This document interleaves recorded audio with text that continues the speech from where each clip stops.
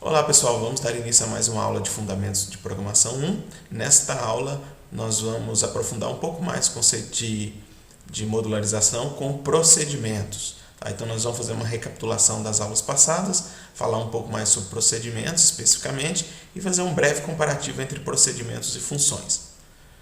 Bom, vocês viram nas aulas passadas com a professora Paula o conceito de modularização.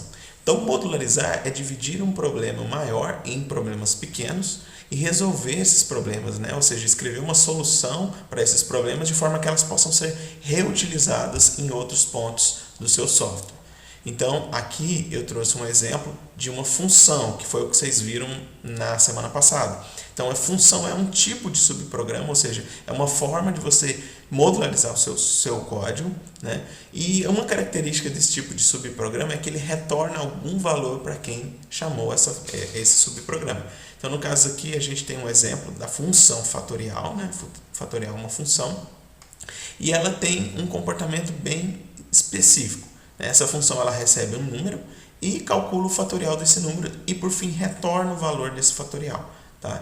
De forma que eu possa agora reusar essa função aqui em vários pontos do meu código.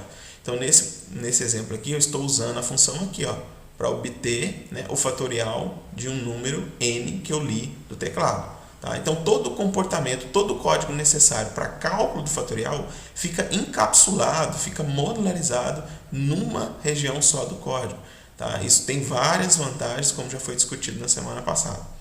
Hoje, especificamente, nós vamos tratar de procedimentos e vamos ver a diferença entre procedimentos e funções.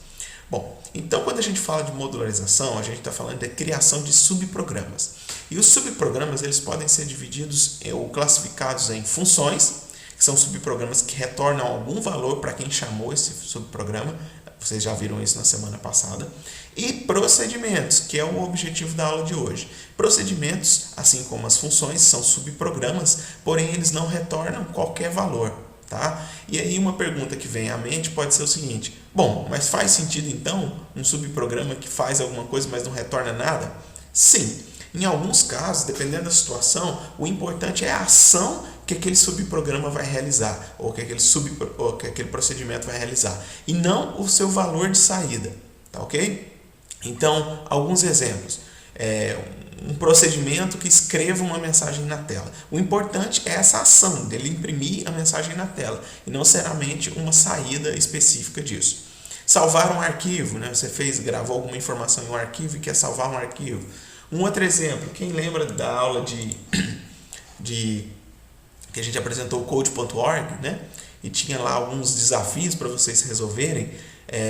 E nesses desafios vocês tinham alguns bloquinhos que realizavam algumas ações. Então, por exemplo, eu estou aqui no primeiro desafio e o objetivo é capturar esse porquinho aqui, e eu tenho um bloquinho, por exemplo, avance. O que esse avance faz? Ele nada mais é do que um procedimento. Tá? Então é um subprograma que eu não tenho interesse no retorno desse subprograma, mas sim na ação que ele realiza. Então avançar, eu sei que quando esse bloquinho for executado, ele vai fazer com que o meu Angry Bird aqui vá uma casinha para frente. Então se eu colocar mais um bloquinho desse, então lembra que a gente falou sobre a questão dos procedimentos ou dos subprogramas serem reutilizados.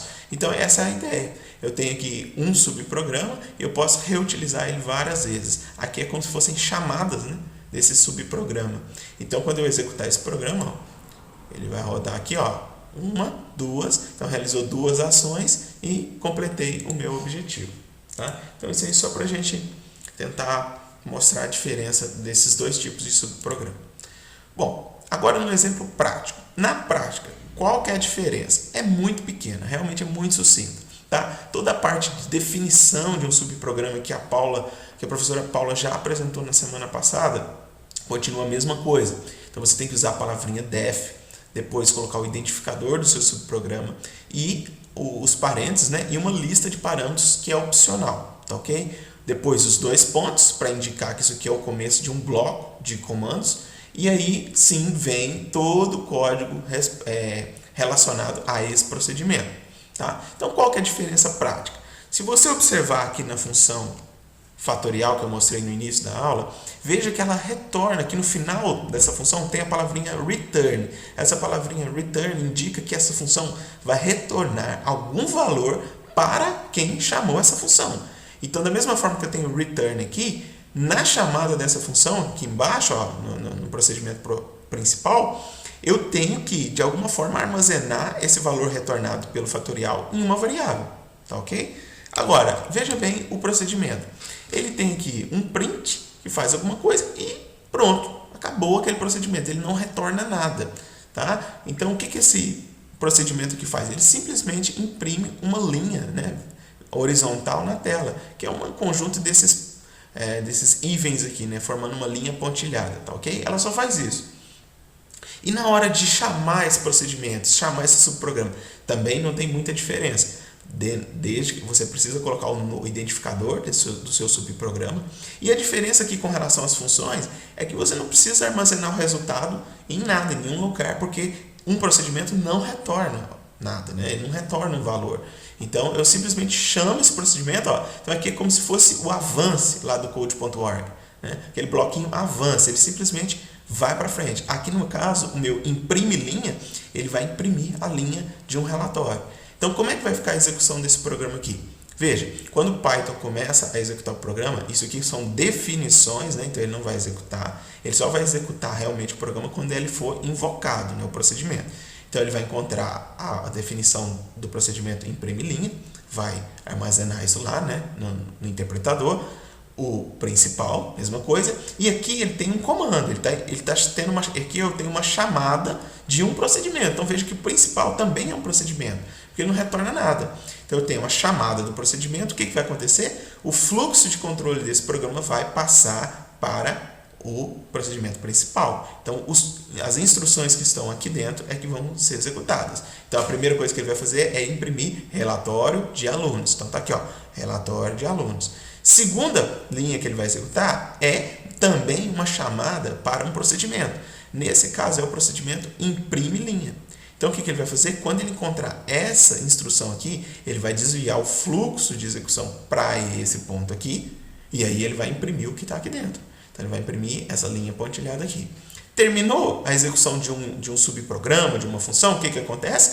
O programa volta para o ponto onde ele parou. Então ele tinha parado aqui. Agora a próxima linha que ele vai executar é essa aqui, que vai ser imprimir nome, um espaço, nota.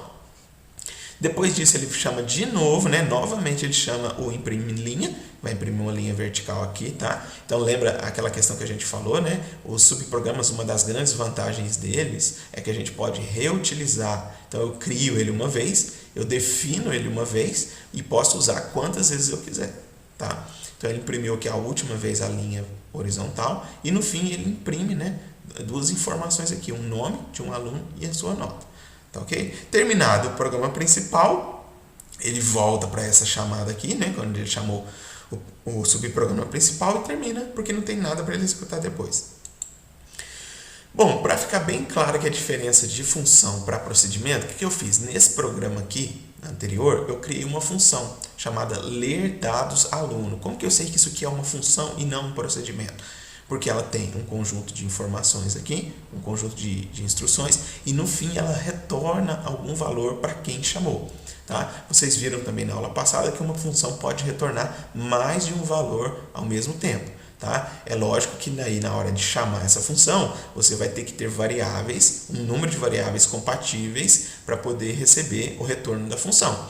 Então veja aqui, ó, no meu programa principal, a primeira coisa que eu faço é chamar essa função ler dados aluno. O que essa função vai fazer? Ela vai pedir o nome do aluno, depois a nota do aluno e vai retornar esses valores que ela leu e que ela armazenou aqui nessas variáveis locais.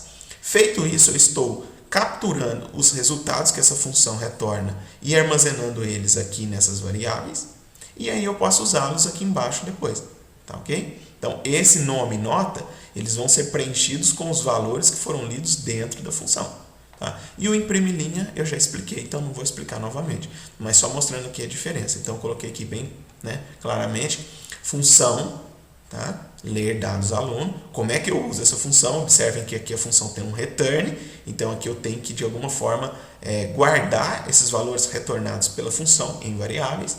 E o procedimento imprime linha, eu tenho também a chamada deles aqui, e né, na verdade eu não preciso, né, ter nada para armazenar nenhum valor, porque o procedimento não retorna nada. Tá ok? Bom, então essa foi a aula de procedimentos. Qualquer dúvida, postem lá no fórum. Ok? Até mais então.